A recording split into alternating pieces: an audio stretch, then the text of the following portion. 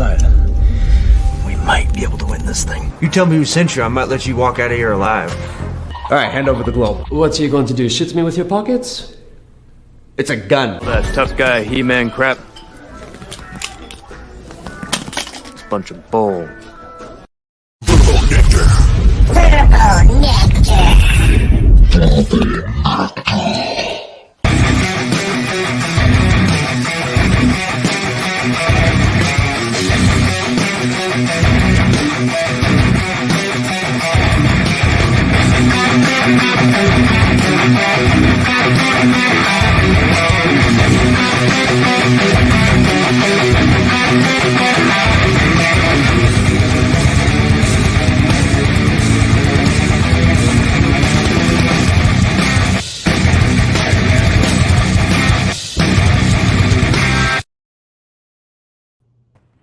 Oh yeah, oh yeah. What is going on? Eric Jacobus in the house. How are you doing, my friend? Good, man, thanks. Who was that guy without a beard that you just showed? I don't know, man. I think was your stunt double, right? Yeah, I think, yeah, that's my stunt double, yeah. Eric in the house, in the movie dojo, kicking it with the Fat Samurai Guy, hanging out today. Welcome to the show, my friend. It's an honor to have you here. And, you know, I've been a fan for a very long time.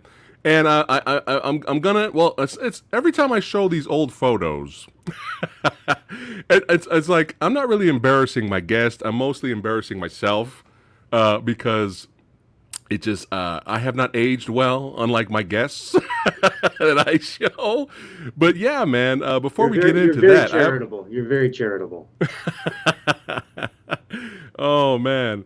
Oh, we got some Movie Dojo Army people showing up here. We got the Finkster saying, I'll be here, proud owner of Death Grip on DVD. That's right. Got some fans showing up there. Awesome. But yeah, man, before I show you the embarrassing photo of myself, let's go and get into it a little bit, my friend. How long have you been taking martial arts? Oh, boy. I mean, I think I kind of started martial arts in order to do movies, I guess. I, of course, did my time in the strip mall karate dojo, getting my white belt back when I was 12. Dropped out, of course, and then, you know, got back into it once I started doing movies because I didn't want to fake it anymore. You know, I wanted to be able to kick well. And, you know, ever since, you know, like 2001, 2002, I started in Taekwondo. That was my first style. Did Hapkido after that, and then branched out into whatever the job needs at this point. And really now, the martial art that I am focused on the most is, I call it mocap do, because I'm doing motion capture all the time. And that is very much kind of its own style of movement because you're trying to move for an animator. And it's a very different way of moving.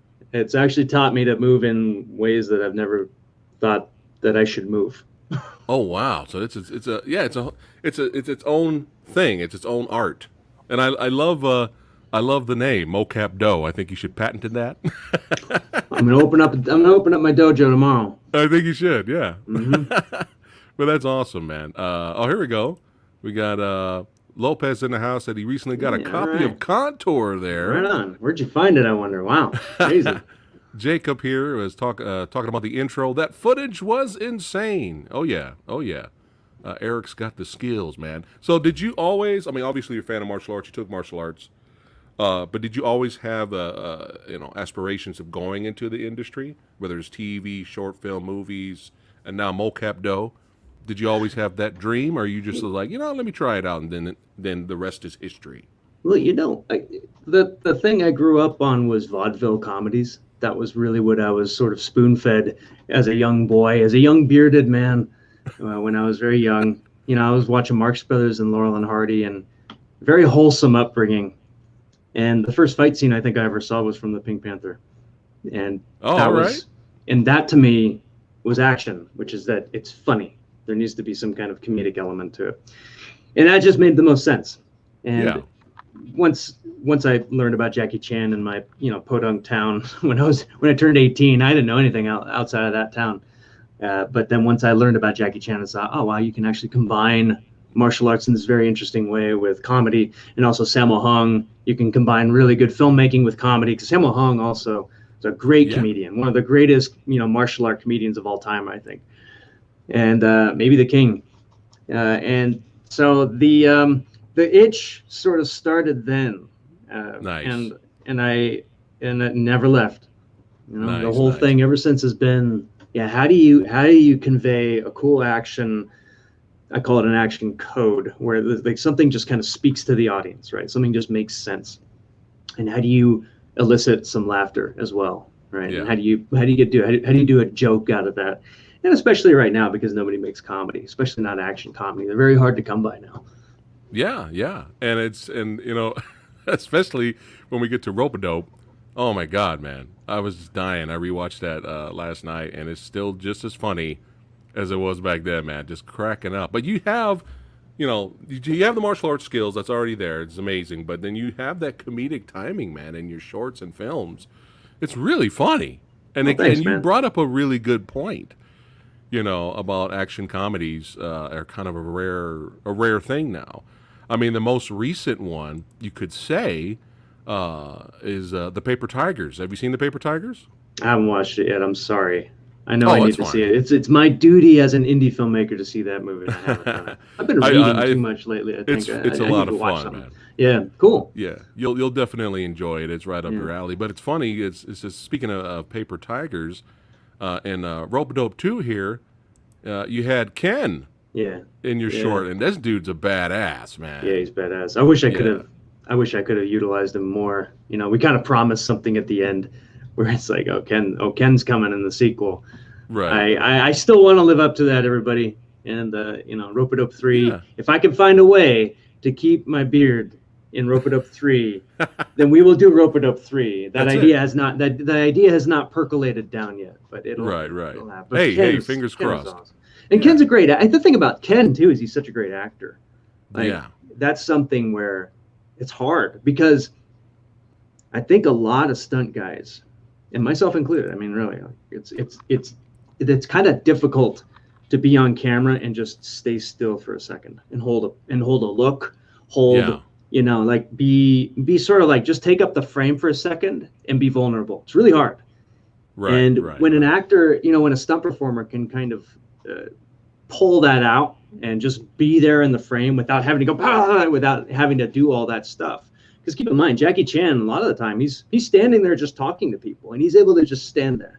And that's what acting a lot of the time is just be there. Don't be afraid of being there. Don't try to run off frame. Yeah. And that's something that Ken has, for sure. Dennis Yeah. is the same way. You know, some of the great, you know, martial art actors out there. Scott Adkins, he's a great actor.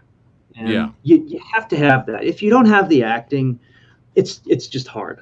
And Yeah. so No, I totally get it. And, you know, I had director Bao Tran from the Paper Tigers. I had him here on the channel. We were talking about the movie, and I mentioned how good Ken was in Paper Tigers. Like, he's a badass in there. But it's right up your alley, man. You're going to enjoy that. But yeah, it was awesome seeing Ken in your short, you know, your short film, Rope-a-Dope 2. was great. And if anyone's wondering, Samurai Guy lost the Battle of the Beards today. I lost. I lost the fight. comes with it's bound to happen with me. It's going bound on to anything happen. at this point, yeah. Except for Rick. I think Rick Meyer is the only guy that I keep on running into whose beard actually goes beyond the frame more than mine does. Yeah. Rick might have us all beat there. Yeah. Here we go. Oh shit! Hold on a second. We got Flicks Snacks and Nixon Snacks. What's going on, brother? How you doing? He says, "Great guest. Excited to hear you pick his brain." Don't worry, I'll get the social security number by the end of the video. Oh, here we go. Another badass martial artist and stuntman, and he knows a little thing about comedy himself. Alex Chung showed up to hang out with us today. Awesome, Alex. man. He says, whether he admits it or not, Eric inspired a generation of indie action filmmakers and stuntmen and stuntwomen. Also, what's up, Eric? So What's that's up, awesome, Alex. Yeah, Alex showed up. How cool is that? Awesome. All right, so let's get back to it here. I'm having fun going down memory lane here. So yeah, this was a big deal. Contour. And I think I am frozen. Am I frozen on screen right now? You're frozen. Yeah.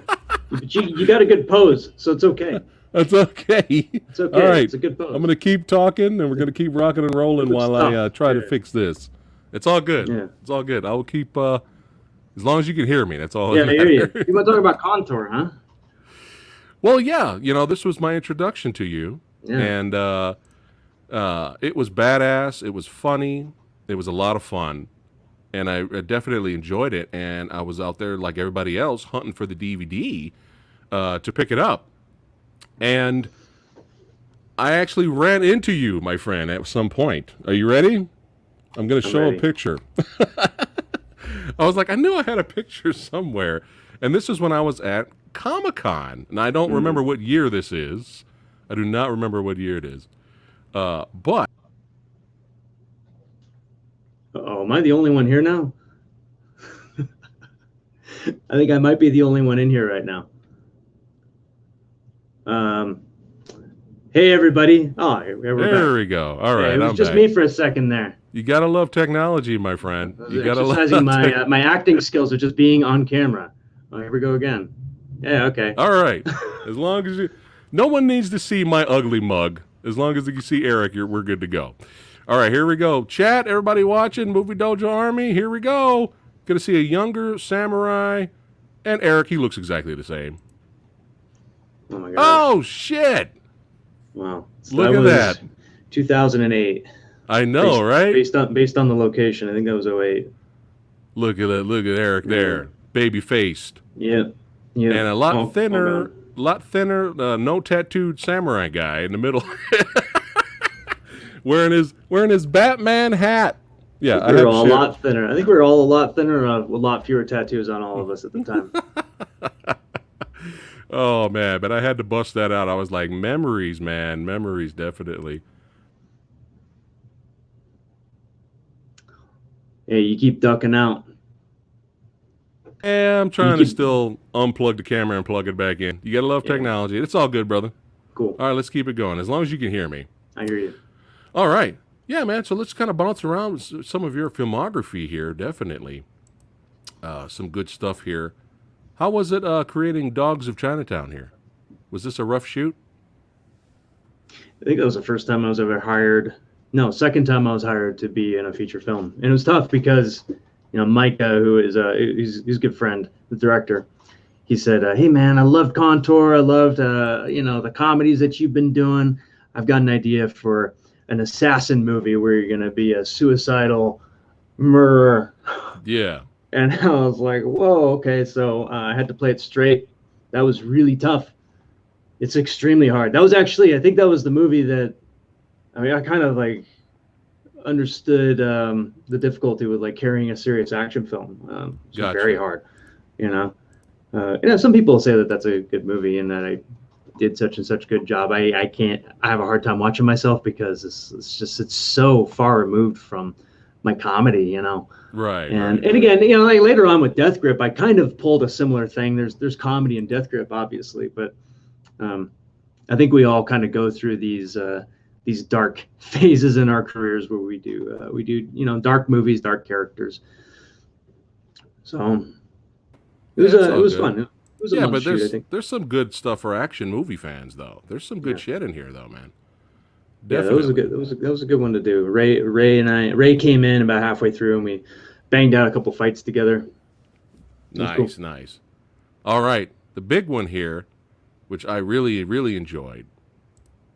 Death Grip, man. Fantastic poster there. Awesome poster. Thank you. How long did it take you to direct and kind of make this movie? It took me a long time to write it, as it always takes writing your own feature film script. But then when it came time, we did, I think, a month of pre-production, 2 months of shooting, which is a hard months. Hard. Oh, it was I think that's the hardest thing I've ever done in my life is that movie. Oh, wow. For sure. In terms of just raw labor and effort and number of hours of sleep for a night, and then 6 months of post-production with me. No, I think it was 3 months. 3 months of me at a computer doing post, doing all the behind the scenes and everything too. Right. And then right. there was about a month of sound and music, which that was one of my favorite parts actually, was working with the composer, Brett. I think it was Brett Perry is his name. And he was fantastic, and I really enjoyed that part of it as well. But yeah, overall, you're looking at about a year or so of that movie.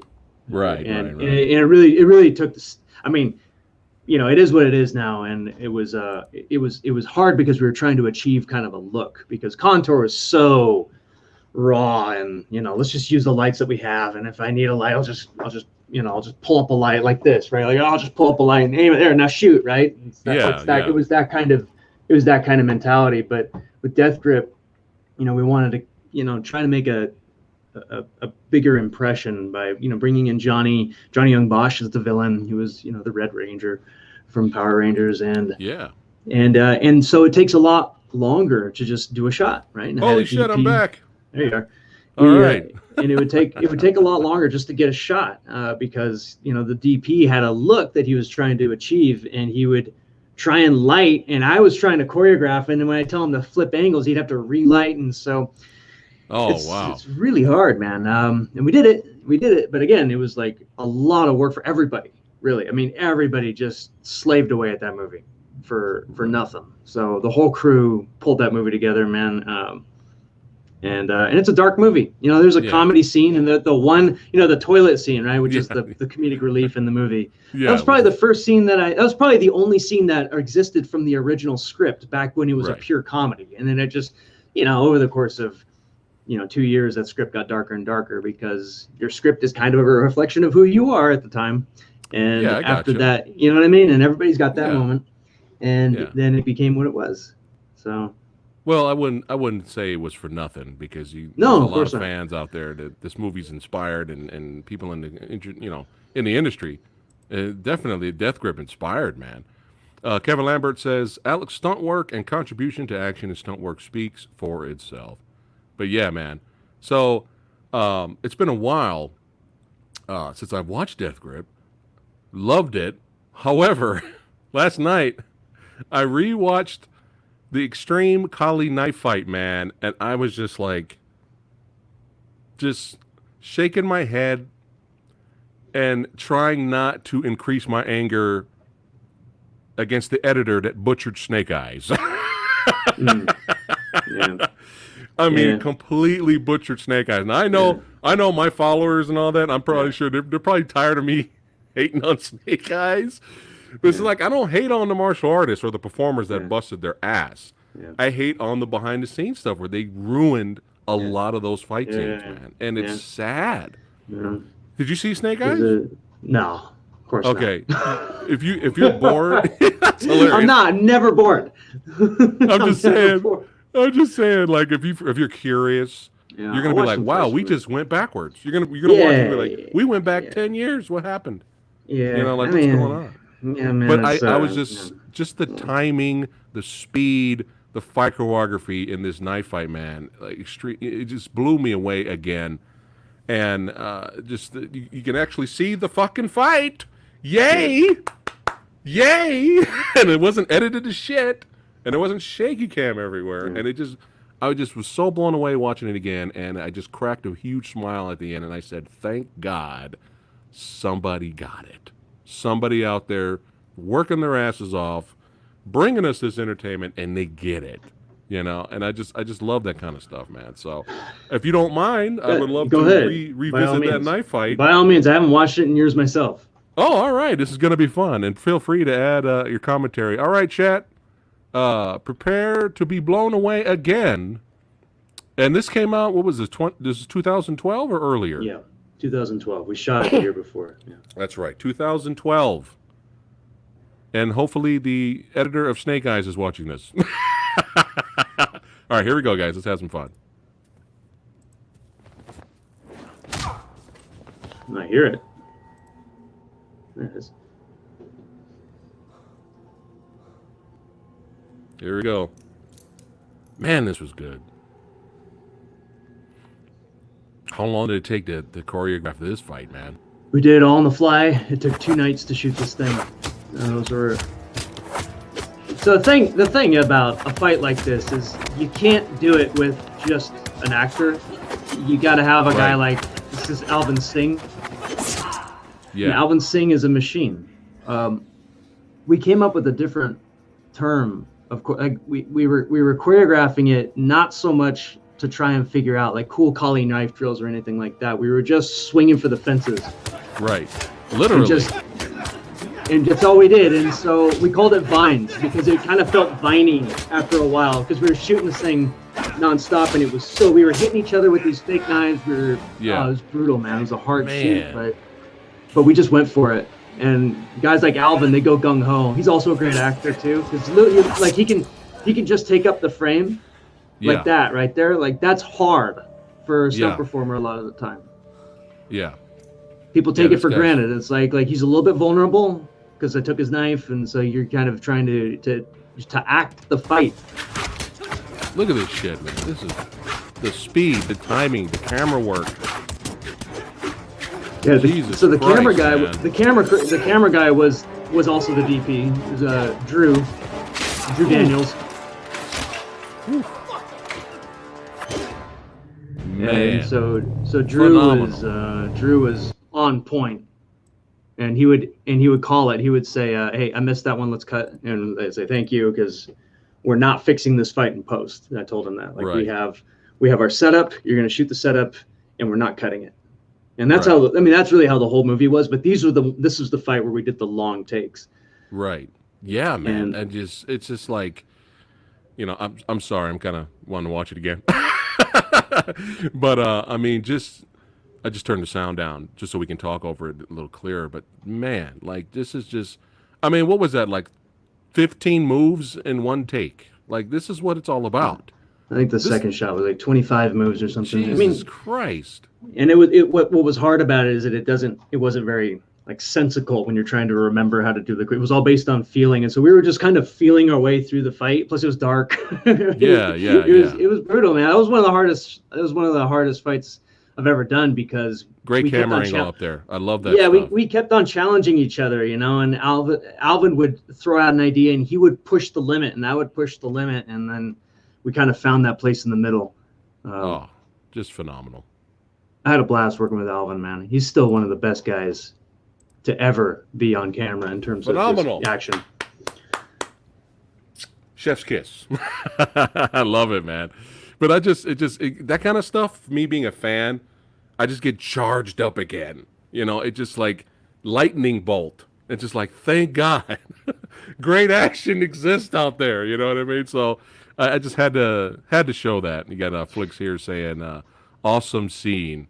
Everybody's having fun. Everybody's having a blast watching today, man. This is great. The thing to think about too when you watch movies that try and do things like this, right? So here's what happened after that fight.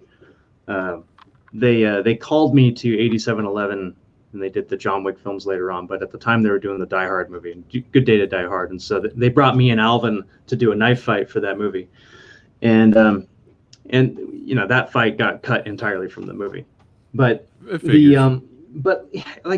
it's just by nature of having a studio system, and I think that you're going to have the same problem with action comedy, is that when you have a very linear process, which has not changed, the cinematic, the studio model of filmmaking has not really changed since since the talkies, I would say, 1930-ish. And because what they did was they kind of figured out the assembly line. It's like, okay, we do we write it, we lock script, and then we do pre-production, we lock that, then we shoot, and when we shoot, we have the camera guy, and we have the actor, and we have the construction crew, the art department, and that's all separated. And then when it's done, you edit, and then you edit, and you lock edit, and then you do sound, you lock sound and music, right? And so there are all these gates that you pass through, and if you're trying to convey some kind of a broad style, like an action style, or like a comedic vision. I mean, like comedy is the thing that usually the comedy is like this egg. It's like a poached egg, and you're trying to carry it through these gates. And it's like you get through pre-production, okay, it didn't break, and then when it gets to production, you're like there are 15 people trying to destroy the egg because it's a great gag, but there are all these people that have these stupid ideas that are going to make the egg break, and the egg breaks. And then once you get one bad joke in a movie, it's kind of like it spoils the whole batch. Right.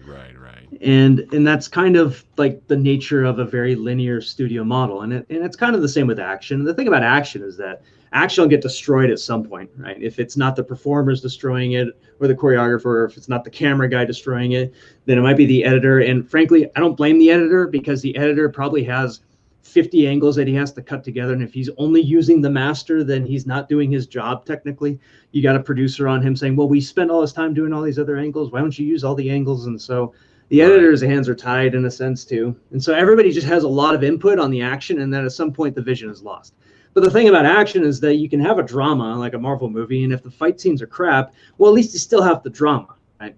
But if you're doing a comedy, if a joke fails, the whole movie's gone. So from a studio's perspective, it's kind of like, well, am I going to do an action comedy where, like, if anything breaks along, the whole thing's ruined? Or should I just do like an action epic drama thing? We'll do the action epic drama thing. Like, why do action comedy? And I think that's just the nature of the studio system, that you're going to have a hard time within, studio model. And that includes Netflix. The Netflix model basically kind of makes it very, very difficult to do an action comedy. Extremely difficult. Right. And going back to you mentioning, that's why there's probably less of them, or they're non-existent, now, action comedies, Yeah, and you have to do it independent, like Bao did. You have to do it independently. Yeah, and he went through a lot just to make Paper Tigers. Yep. His whole story is pretty amazing. But yeah, man, I just wanted to show some love for that fight because it's just phenomenal. All right, let's keep it rocking and rolling here. Mortal Kombat Legacy in this series, man. How was it playing Stryker, man? I enjoyed you as Stryker. Was this a tough shoot? Nah, they brought me in a little bit late. I think they, because I was in the second season, and I think they had figured out most of everything before they brought me in to do Stryker. And then kind of like threw a fight in there. We had actually previs the fight with, because at the end I fight Liu Kang. I fought Liu Kang at the end. Yeah. And originally we were going to do Mark Dacascos and I. Mark Dacascos was Kung Lao. He and I were doing a 2-on-1 against Liu Kang. Right. And we just ran out of time, and it ended up being the short fight. That would have been fun to see. Yeah. It was man. Cool, man. I mean, Yeah. Stryker, man, represent.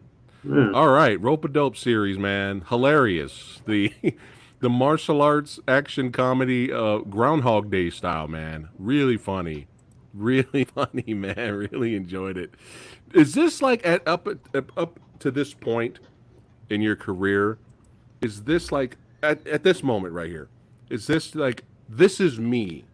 Like this is you, like action comedy. This is like the best example interpretation of Eric Jacobus. Yeah, I think so. I mean, it kind of took a mentor to find it too, because after Death Grip, this stuntman, he's turned director, Clayton Barber. He saw Death Grip and he says, "Wow, you made a feature film, but it's he said, I think that your roots are in action comedy." And he had an idea of combining Groundhog Day with martial arts, and we came up with this script. And I think 2 weeks later we shot it. Like, we wasted no time.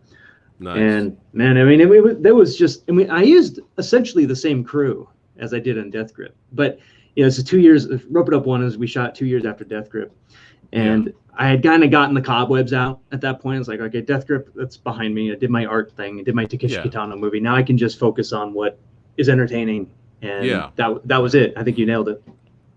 Nice. Yeah, you guys nailed it, definitely. Look, people are already saying, we want part 3. I know. Well, like I said, if I can figure out a way to keep the beard in it, then there will be I'm sure you can 3. figure it out. I'm sure you can figure it out. But yeah, this was just phenomenal, man. Really funny. Yeah, that's Dennis. And Dennis is one of I've worked with this guy. Dennis, he and I go back to Contour.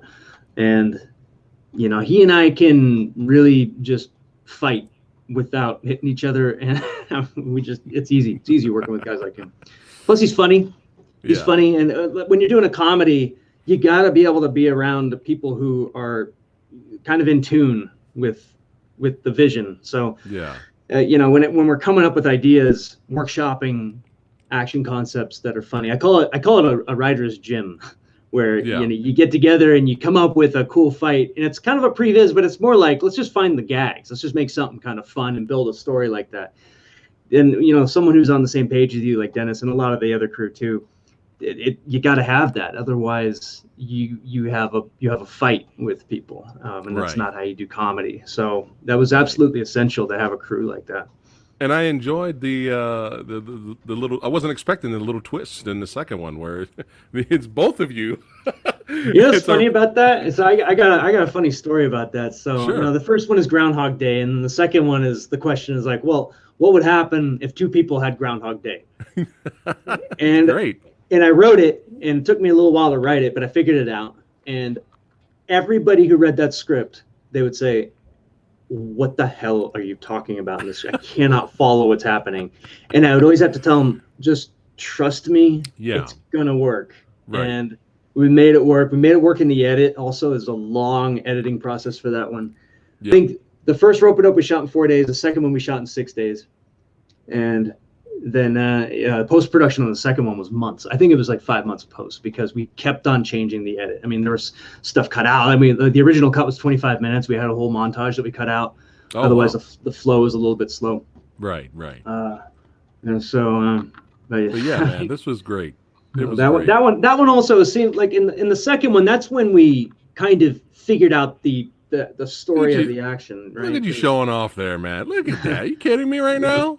We Are you kidding me right now? Look at that. My leg hurts just by watching. Like,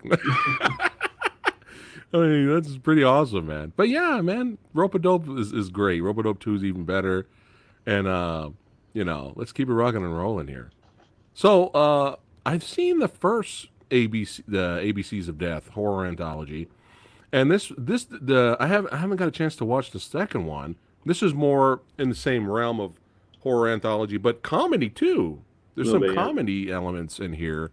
Let's talk about your section where you play the assassin here. What was this one about? It's kind of fun because the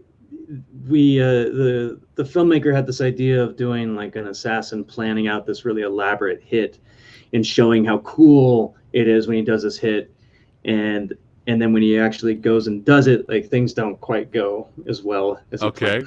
right? Because we show the hypothetical and then we show him actually do it.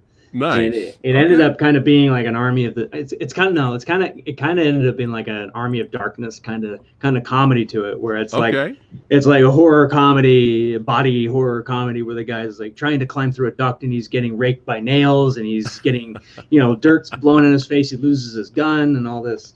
I think he loses his gun. I haven't seen it in a while, but yeah. So it was fun. Oh, that sounds hilarious. I think we shot that one in 4 days. That sounds funny. That sounds right up my alley here. I got another fan here. Jaguar, Rope-a-Dope is awesome. Love your work, Eric. Thank you. That's right. Thank you.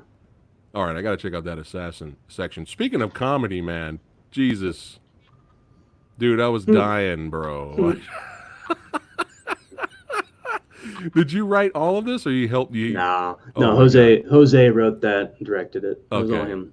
That was really funny, man. Really. Jose is like he's like a very good comedic director. I recommend checking out some of his work. Nice. The actor that's on the right hand side here with the glasses on the right, Troy. Yeah, that would have been my role. Just sit between you guys and just yeah.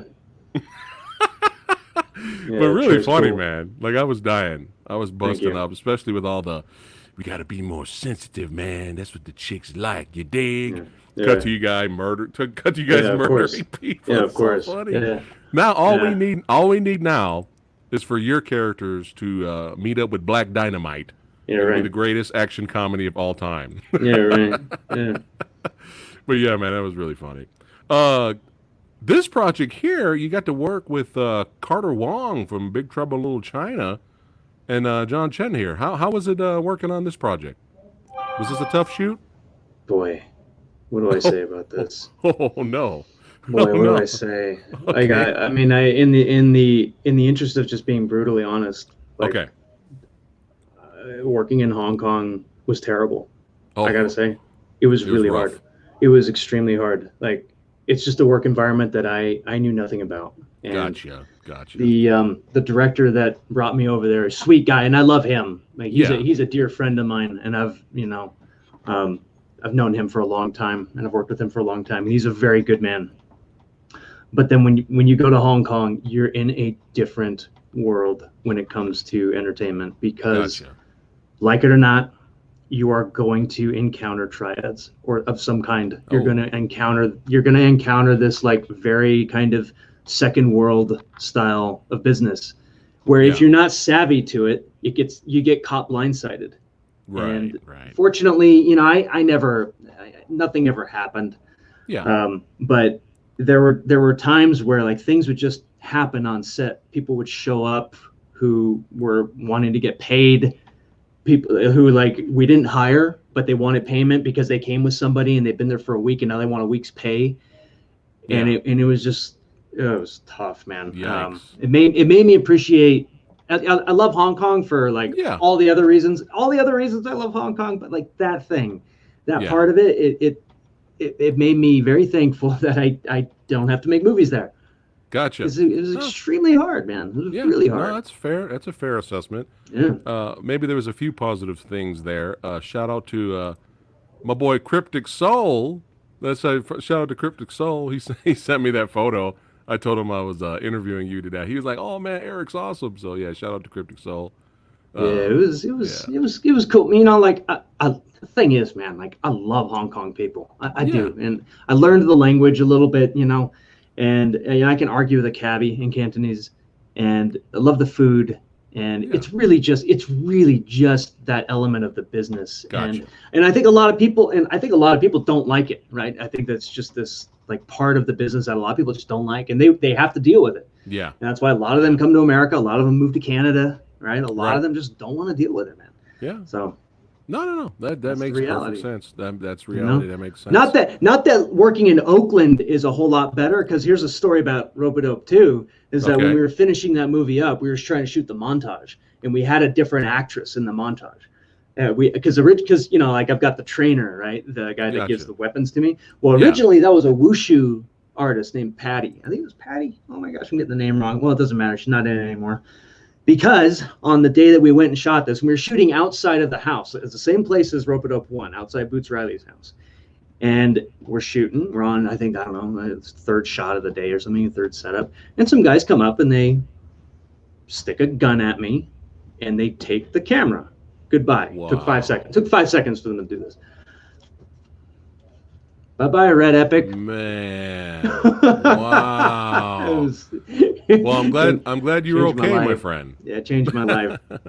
Wow. I'm glad you're okay. Yeah. But you know, you just mentioning some of the dark aspects of being a filmmaker. Yeah. Let's talk about some of the bright ones, man. Yes. I rewatched this again. This is phenomenal. Oh, I cool, absolutely love you playing this character, man.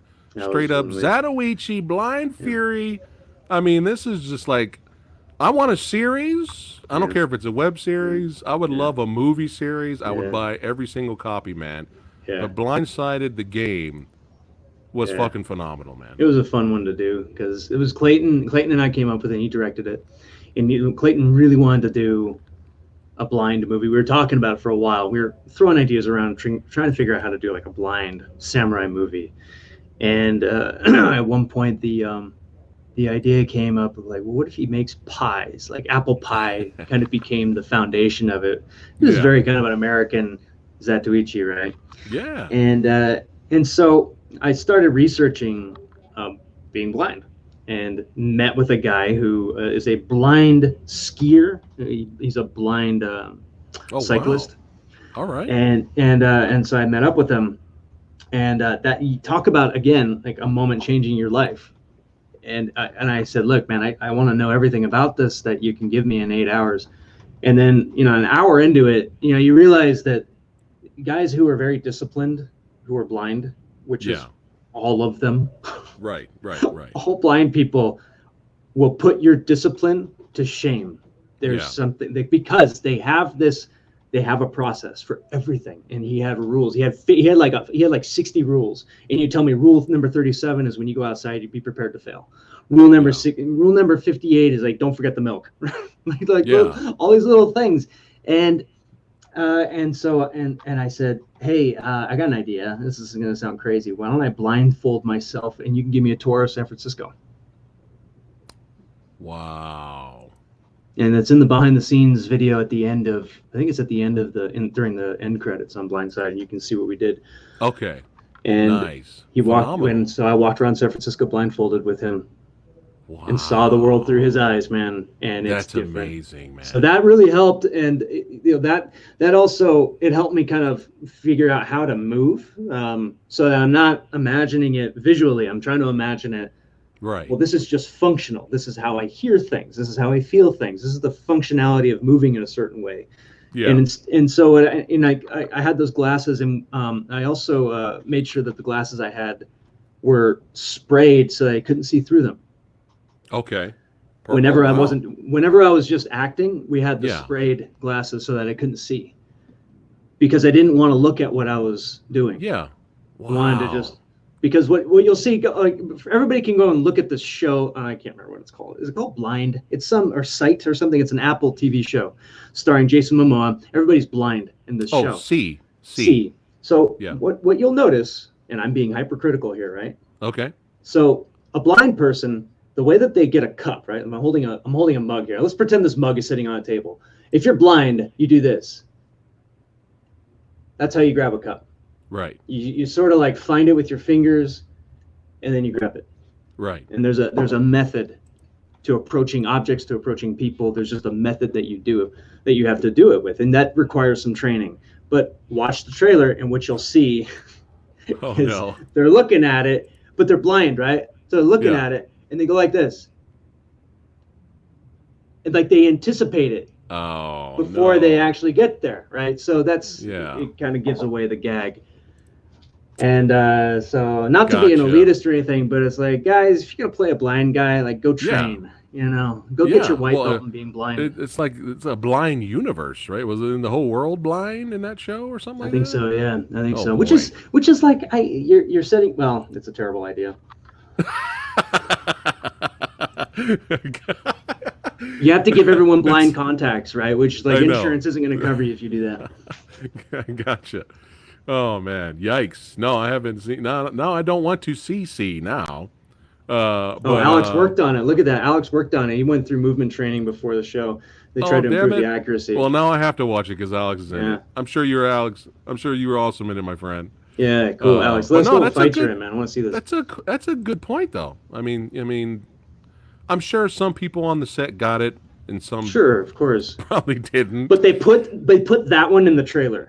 Wow. So that's a problem. Okay, so they're if your quality control fired whoever made that decision. You're doing that in the trailer? Okay. Anyway, enough of my elitism. You got to work with David in this one. Yeah, he's cool. David's awesome, man. Like, dude, this fight, you guys' fight, killed it in this movie. Yeah, David is like me, but he started 10 years before I did. So this guy went to film school. Yeah, he went to film school in Australia, and he was making indie action films in the 90s. He did this movie called The Huntsman, and I was watching that when I was starting, because I was looking at, like, okay, I'm watching. There were a few people. There was a handful of people out there doing this. There was David. There was Arapai, who is I think he was a Persian guy in the UK.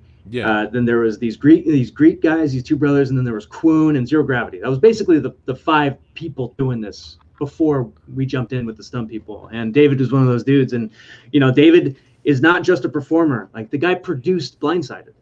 So wow. Right. So I mean, he's a powerhouse, man. He's another one of those guys. Nice. Yeah, but your guys' fight was phenomenal. I enjoyed his fight he had with Scott Adkins in Debt Collector. But yeah, this fight really good. Was definitely just in the fight. Ended up on the rooftop. I mean, it's just phenomenal stuff, man. But Alex is still here. He says he's back talking about C. He's like, story raises a lot of questions, but the fights were well maintained because we did a lot of work. All right. Yeah, that's what happens when I open my yap. This is when I start yapping about action shows and movies. The people that worked on them are like, "Hey, hold on, I worked on that." Like, yeah, no, man, but I'm still gonna have an opinion. There we go. Met David when he was drunk, but it was still nice. Yeah, he's a sweet dude. Nice. I would love to reach out to him and get him on the show too. Yeah, he should, because he knows everything. He knows everything and more about filmmaking. Nice. Copy that, man. But yeah, chat, if anyone watching, if you've not seen Blindsided the game, it is a must-watch. Definitely check that out. And earlier, somebody said that they want to see a series with you and Roger, kind of like a buddy cop series. Oh man, yeah, we talked about that. Yeah, he's cool, Yeah. man. That guy is really the thing. Like Roger's another one of those guys who's an actor who, well, he's a stunt guy who can act and just kind of hold Right. the frame. And yeah, he brings a presence, and he brought a presence with him when we were on set. Where when he started fighting, everyone kind of was like, "Whoa, he really just holds the center of the frame really well." Yeah. And that's what a pro does, right? That's the Sammo Hung who just knows how to take up the frame and Yeah. still make everybody look good. He's Right. that kind of guy. Yeah. And He's a great actor too. Speaking of Paper Tigers, he was in that as well. He Yep. had a small Yeah. role in that. I had a blast watching some Pizza Time, man. Yeah, that was fun. Chat, fun. check out Pizza Time if you haven't seen it. It's a lot of fun. Pizza time's fun. The delivery man delivering that pizza and comes across a scene. Something about to go down. Eric looking a little bit like Mel Gibson there, Eric. Yeah, that's my Mel Gibson look. son! Yeah. Yeah, Pizza Time was a lot of fun, man. Yeah, it was So- directed by a commercial director, Ryan Pauly, and he got and he told me, he said, I want to do an action comedy, and Yeah. and I said, that's the hardest genre that you could possibly pick. Are you sure you want to do that?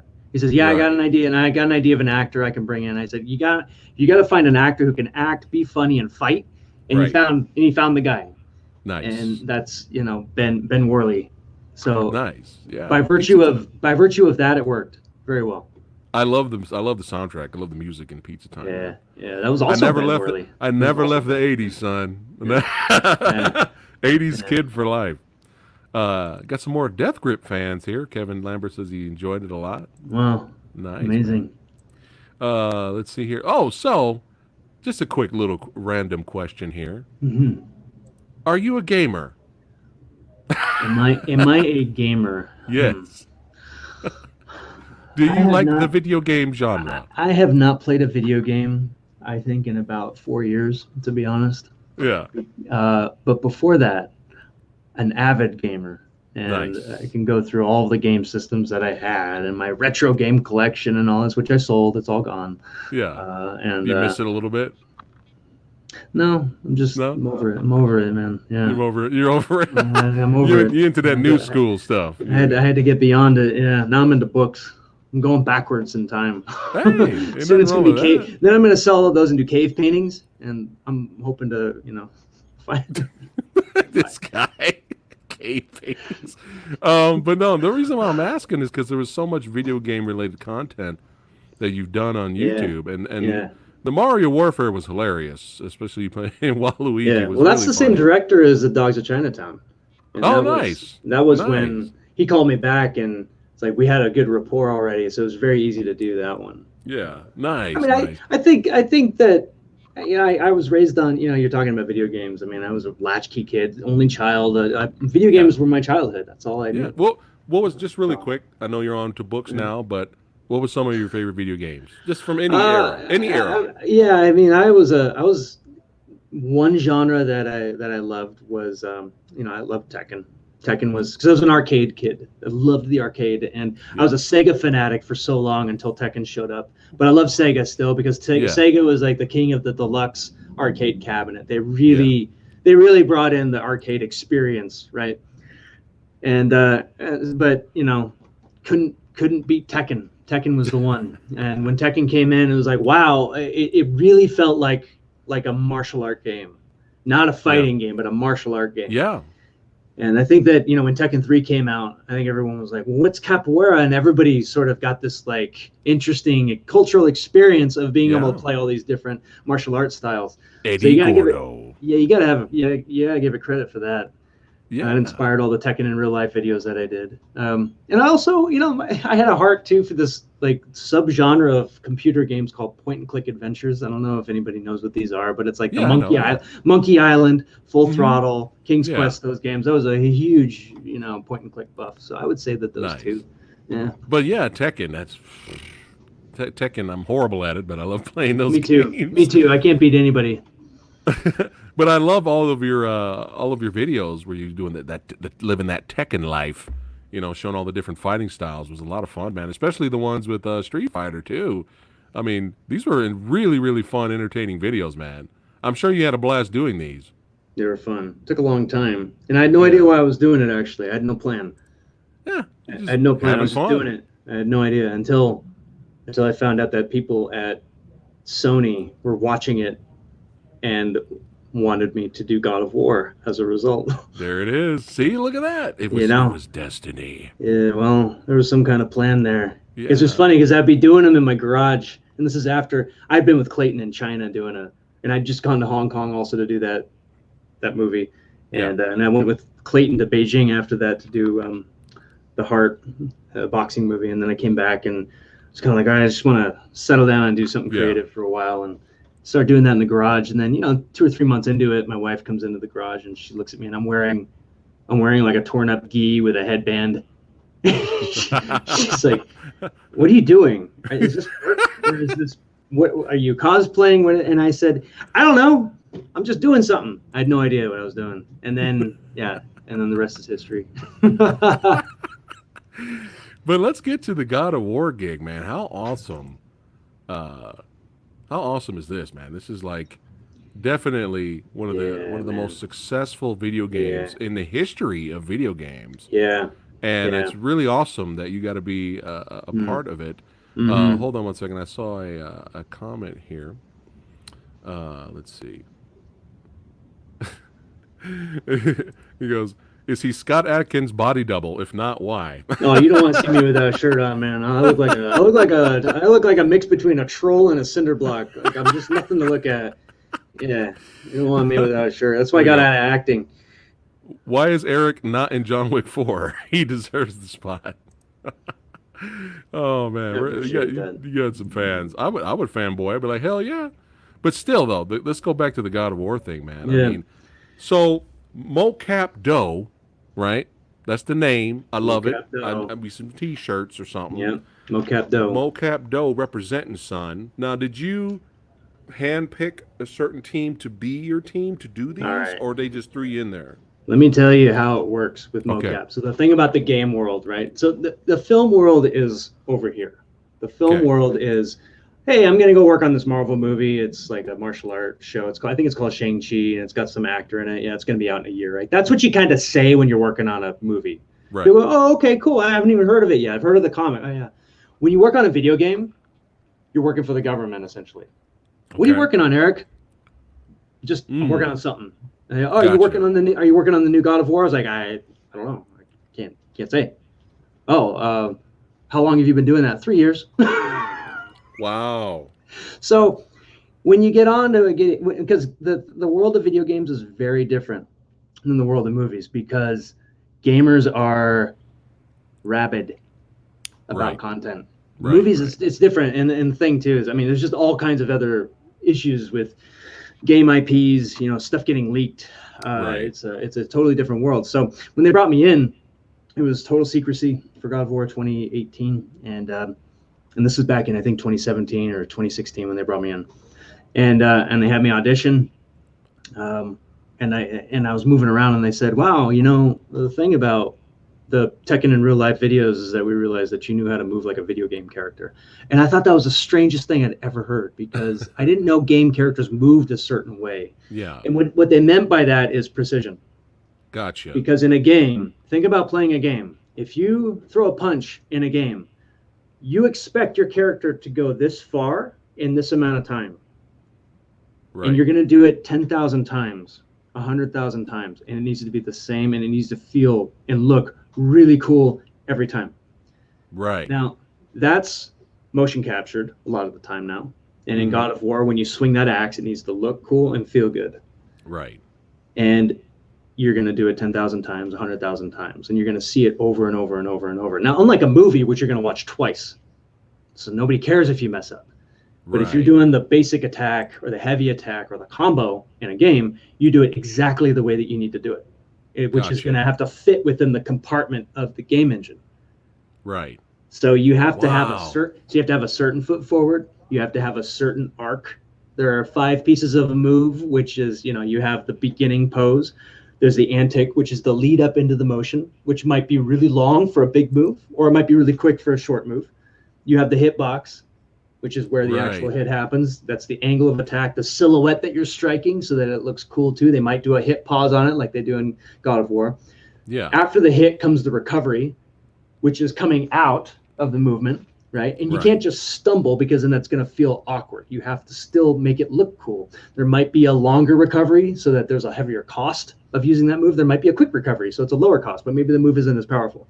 And then there's return to idle. All of that within about a second. You have to do all that within about a second. And if you don't do it right, you do it again. You do it again and again and again until you get exactly what they wanted. And then they're going to tool you to get more out of you because they're finding things that they can add to the character. Because what you're doing then, you're giving them an animation that they don't really have to mess with because they have to tweak it to some extent. They're going to change they're going to change stuff around. They're going to change the footwork. But the more that you can give them, the more movement that you can give into the move, the better the silhouette and the more human you can kind of put into the movement, the less work they have to do. So, and what they would do with me is they found out that I could just burn through takes constantly. I could just do it all day because I came from the indie film world. That's all we do. We do this for 12 hours. It's easy. You're talking about only 8 hours with breaks. Oh my gosh, it's easy. So like we're conditioned for it. Right. And so and then, we would do like 15, 20, 30 takes of one movement. And like your martial art experience just goes away because it has nothing to do with martial arts at a certain point because it just needs to kind of fit in the game. It needs to fit the combat system. Got you. Wow, that's fascinating, man.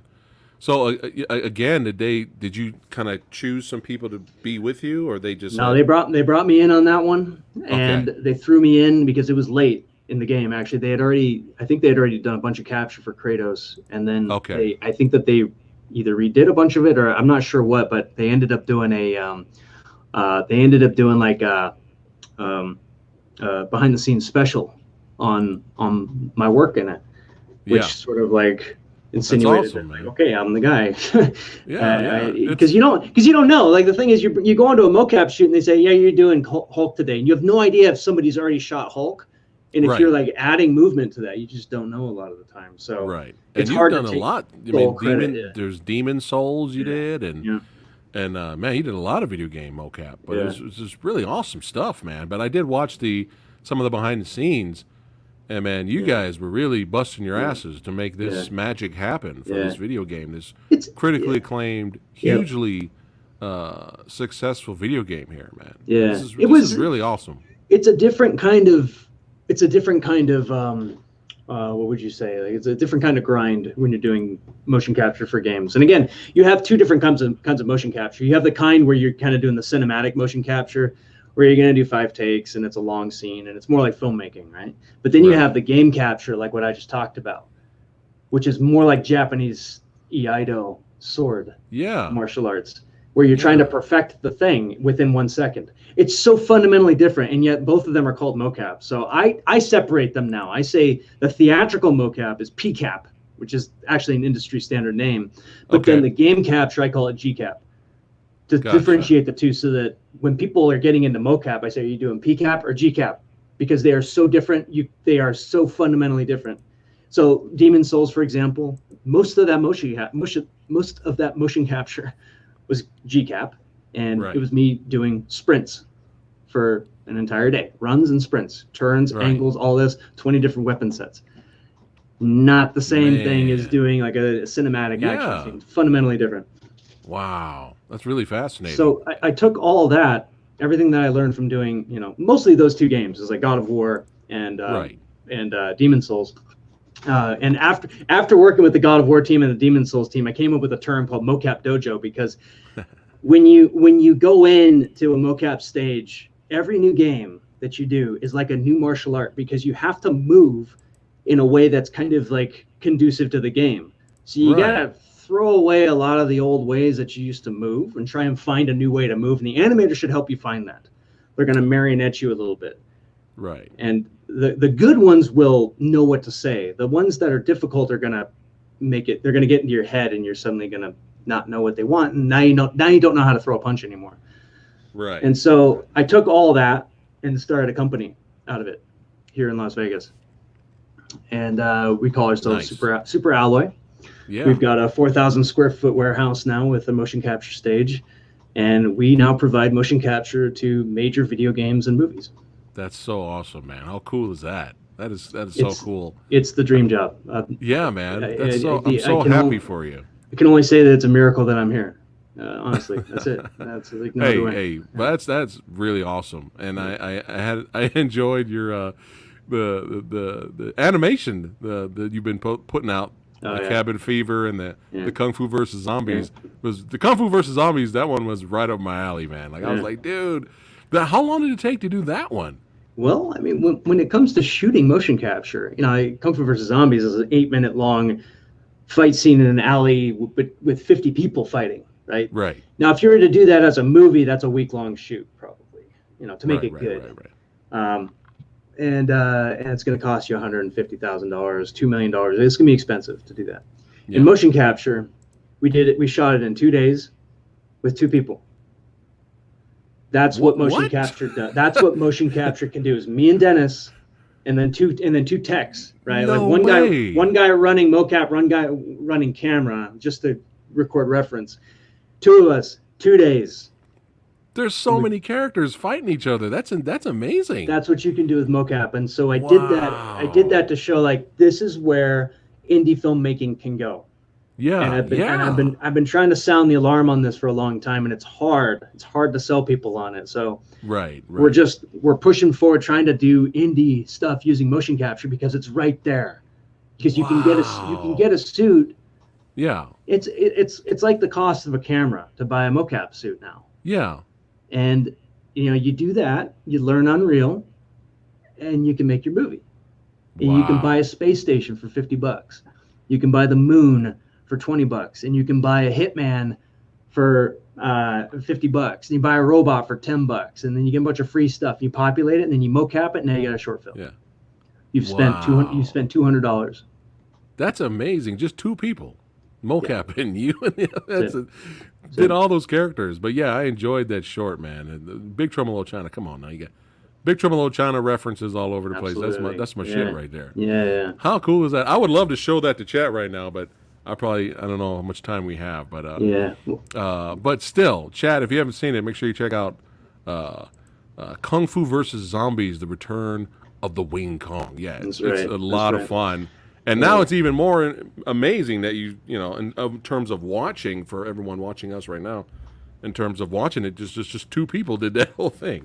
Yeah. In terms of the mocap suit, that's crazy, man. So now what you're saying is with this technology, and you guys have the skills to perform, sky's the limit, right? Yep. Now sky's the limit. Now you can do anything. Yeah. So let's talk about some future projects, my friend. Mm-hmm. What do you got coming up next? Well, I wrote a movie about a street violinist who does his best work when he's in danger. It's called Cats and Jammer.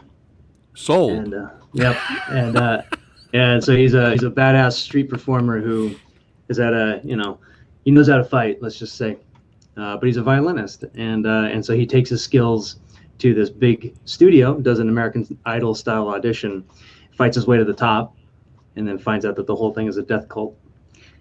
And that's what we're doing.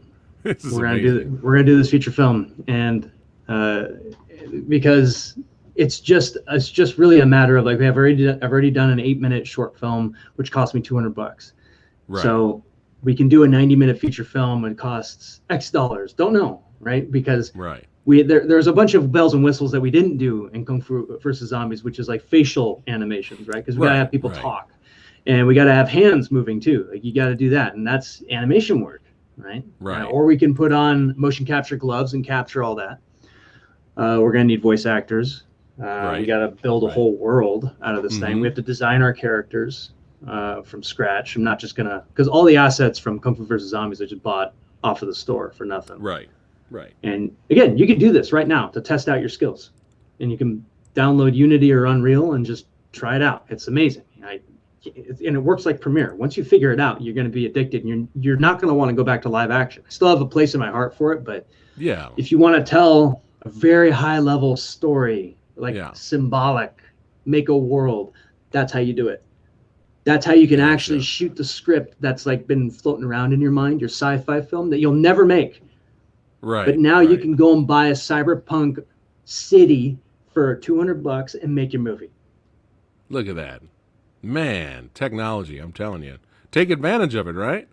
And then and just create worlds, create stories, create characters. And this sounds hilarious and a lot of fun. This new project, man. I know you shared this image with me. Here, let's go ahead and bring up this image here. Yo, there's a little inspiration image there of the violinist. That's right. Katzen Jammer, right? Katzen Jammer. Nice. Love it. Rolls off the tongue. And I'm telling you, come on now. Action comedy, martial artists with musical aspects in there, thrown in there with the evil death cult.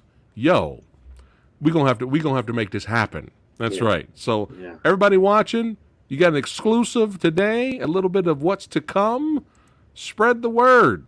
That's right. Spread the word out there. Get it out there so that we, as fans, will be in anticipation for the release of this badassity here. Loving it, loving it, loving it. So we're getting a little bit of a, is there a little bit of a Kung Fu Hustle vibe in here as well? Yeah. Okay, It's the American Kung Fu Hustle right there. Do you need any more reason to want to see this? With some Marx Brothers overtones and okay. Yeah, I mean, that's it. You nailed it. Yeah, sold. Yeah. There you go, guys. Kung Fu Hustle inspired. Let's go. Alex here. Alex Chun says, looking forward to the next feature, man. So he's looking forward to this. Awesome, man. That is awesome. Is there anything else? Any other tidbits? Anything you kind of spoil, but not for this new project coming out? For this one? I mean, right now it's, what we're doing is we're trying to make a new way. We're trying to make a new kind of musical action film. So Kung Fu Hustle sort of laid a little bit of the foundation here. Yeah. With this, but the idea is that you think about this as a puzzle in your head. If you have a guy with a violin and he's fighting people and playing the violin, how do you choreograph that and how do you compose that? Right. That is a huge logistical problem. Yeah. I'm trying to think right now. Because if I'm the choreographer and I'm saying, well, he just does this and this, and you pat, pat, pat, and then you go, da, da, da, da, the composer's going to look at that and go, I don't want to do that. Like, I can't make music from that. So, so what I have to do is say, okay, composer, who's Anton Patzner, he did the soundtrack for Undercut. Oh, nice. Okay. I said, Anton, help me figure out this fight. Yikes. Right? Help me figure out how a guy would play in a fight. And if he does this, that means your music has to go like that. And when he goes back, how do we do that? So we worked together and we came up with this proof of concept. And he's already scored. So we're doing the proof of concept right now. Okay. And it'll be about, like 5 minutes long, and it'll be fully animated. And that'll be how we blast this thing out to try and get the full thing done. Nice. It's going to be awesome right here. Look, Dan says it sounds awesome. He's in. He's loving it. Dude, that's a good point. With the whole, you want it to be kind of authentic. Yeah. Not just some guy going blah, blah, blah, blah, and just hitting death cult members. Exactly. Yeah. It's gotta be a song too. Yeah. Nice. How many songs are you planning on having, or you're not really sure? As of right now, because you're still in the creation process. I mean, we're still sort of like batting this thing around. I mean, I'm looking at. I mean, it's like an American Idol parody. So you have all these different characters going in with their own instruments, right? Like an urban tap dancer who's got knives in his shoes. Yeah. And or like these the twin flutes, as I call them, these two assassins who have blow darts, but they're also flutes, right? Oh my God, dude, this is great. you can do the world with this. Yeah. But again, it's just a process thing. Like how do we bridge the music and the action together? Right. And that's going to be like the main focus on this one. Right. Oh man, this is great. I'm really excited for it, and Alex is like even more excited that Anton is composing. Yeah, Look he's at that. awesome. He's awesome. How cool is this, man? Musical martial arts action fest fighting death cult members, right? Weapons, instruments.